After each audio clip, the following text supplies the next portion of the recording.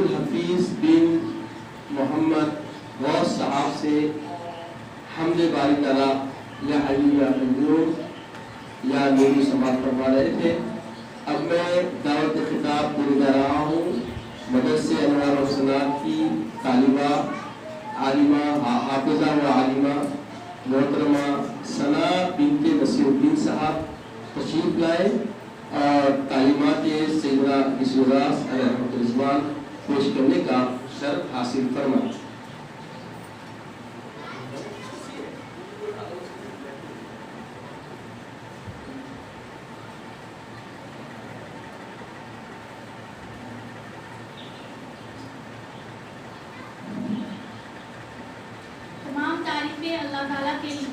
اللہ تبارک و تعالیٰ کے لیے سرفراز ہے جو سارے عالمین کا روزی رضا ہے اور ہر بیمار کو شفا عطا فرماتا ہے اور ہر حاجت مند کی حاجت اور ضرورت مند کی ضروریات کو پوری فرماتا ہے۔ میں پاکی بیان کرتی ہوں اس پاک پروردگار کی جس کے حکم میں کن سے ہر ناممکن کام ہو جاتا ہے، اور میں گواہی دیتی ہوں کہ نہیں ہے کوئی معبود عبادت کے لائق سوائے اللہ تعالیٰ کے، وہ اپنی ذات میں یکتا ہیں، اور میں گواہی دیتی ہوں کہ حضرت محمد مصطفیٰ صلی اللہ علیہ وسلم اللہ کے بندے اور خاص رسول ہے۔ السلام علیکم ورحمۃ اللہ وبرکاتہ۔ وعلیکم السلام۔ صدر جلسہ، مہمان اکرام اور میرے عزیز ساتھیوں، آج کے اس نورانی محفل میں جو بزم حسنات مدرسے انوار الحسنات معلقہ جامعہ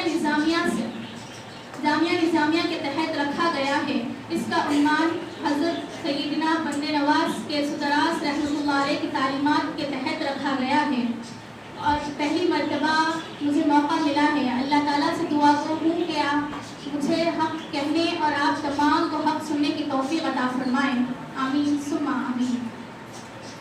سید محمد حسینی کو خواجہ بندے نواز کے سدراس رحمۃ اللہ علیہ کے نام سے جانا اور پہچانا جاتا ہے۔ ان کی پیدائش 13 جولائی سن 1321 عیسوی کو اور ان کی وفات 1 نومبر 1422 عیسوی کو ہوئی۔ کے سدراس رحمۃ اللہ علیہ چھوٹے بچے سلسلہ چشتیہ کے مشہور صوفی اور خواجہ سید نصیر الدین چراغ دلی کے مرید اور وہ خلیفہ ہے۔ آپ حضرت علی مولا علی کے خاندان سے تھے۔ ان کے آبا و اجداد دہرات کے رہنے والے تھے۔ انہی میں سے ایک نے دلی کو اپنا مسکن بنایا۔ حضرت مخدوم رحمۃ اللہ علیہ کی ولادت باسعادت کی تاریخ میں بہت اختلاف ہے۔ سن ملادت کریم سیرت محمدی کو درجے استاد حاصل ہے۔ اس میں مذکور ہے کہ آپ کی ولادت باسعادت دلی میں 4 رجب المرجب سن 721 ہجری میں ہوئی۔ صحابہ سیر محمدی نے اپنے دعوے کے اسباب کے دلائل دی ہے کہ 2-3 دلائل پیش کی ہے کہ جنہیں من وعن آپ نے فرمایا کہ آپ کے تمام مریدوں نے مراقب کیا اور دیکھا کہ آپ کے درجہ اتنا بلند درافع ہے کہ آپ عرش کے کنگروں کے پاس منڈلا رہے ہیں۔ نیز دیکھا کہ وہاں ایک محل ہے، اس میں نورانی خوش سلیقہ عمدہ بہت ہی عمدہ اور خوش سلیقہ تخت ہے، اور اس تخت پہ نورانی شکل متمکن ہے اور تمام اولیاء اللہ کی ارواح گروہ جمع ہیں۔ حضرت رسالت پناہ صلی اللہ علیہ وسلم بھی تشریف فرما ہے۔ اسی اثنا میں ملائکہ نے خبر دی کہ سید محمد حاضر ہے۔ آپ صلی اللہ علیہ وسلم نے حضرت مخدوم رحمۃ اللہ علیہ کو طلب فرمایا اور ان کو حکم دیا کہ نورانی شکل پر بیٹھ جائیں۔ آپ حضرت مخدوم رحمۃ اللہ علیہ نے جواباً عرض کیا کہ تمام ارواح کی روح نیچے بیٹھی ہے، میں اس اوپر بیٹھنے کی کس طرح حسارت کر سکتا ہوں؟ اس پر حضرت صلی اللہ علیہ وسلم نے خود اپنے دست مبارک سے حضرت مخدوم رحمۃ اللہ علیہ کو بچھایا اور فرمایا کہ یہ میرا دین ہے۔ اس واقعے کو دیکھ کر آپ کے تمام مریدوں نے آپ کے رتبے کو جان لیا، جب سے آپ صدر الدین کے نام سے مشہور ہو گئے۔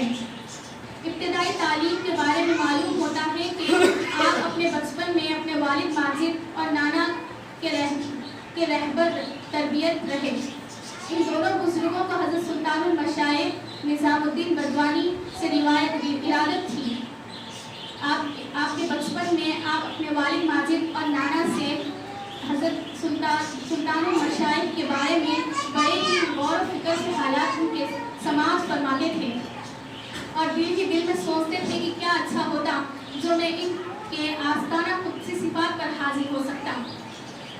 حضرت مخدوم رحمۃ اللہ علیہ نے بچپن ہی سے صاحب اور تقویٰ پرہیزگار تھے، چنانچہ آپ 6 سال کی عمر سے رمضان کے تمام روزے رکھتے اور 7 برس کی عمر میں آپ نے قرآن حفظ کر چکی تھی اور 8 سال کی عمر سے ہی آپ تادم واپسی نماز قضا نہ فرمائی۔ اسی عمر سے آپ نے تمام دینی کاموں سے اہتمام فرمایا۔ چھوٹے بچے کثیر تعداد سے آپ کے پاس رہتے اور آپ کی ادب و لحاظ میں کوئی کسر نہ رکھتے، جیسے کہ مرید اپنے پیر کی کرتے ہیں۔ بچے آپ کو وضو کے لیے گھڑا پر پانی لے کر آتے، آپ مشائخین کی طرح ان کو تبرک عنایت فرماتے۔ ایک مرتبہ 7-8 سال کی عمر میں آپ نے دوستوں کی مجالس میں تشریف لے گئے۔ خوش مزاجی کا آرستہ تھا اور شراب کے پیالے اڑ رہے تھے جو آپ نے بھی ایک پی لیا، تو جو کہ کافی مسخرہ پن کا اکھاڑا بن چکا تھا۔ اس لیے آپ نے اپنے خالہ کے گھر واپس گئے۔ خالہ نے انہیں زبردستی شراب کا پیالہ پلایا تو آپ رات بھر اس کی وجہ سے تمام رات آپ مدہوش رہے۔ صبح نماز کے لیے اٹھے تو کیا دیکھتے ہیں کہ آپ کے تمام کپڑے اور بال ایسے لطف ہیں۔ یہ بہت بڑی عبرت ہوئی ان کو اور آپ نے سوچا کہ یہ پیغمبروں کی نشانی ہے اور آپ بہت شرمندہ ہوئے۔ اس کے بعد آپ کبھی بھی برے وقت کا شکار نہیں ہوئے۔ آخر میں اللہ تعالیٰ سے دعا ہے کہ ہم تمام کو علم نافع عطا فرمائے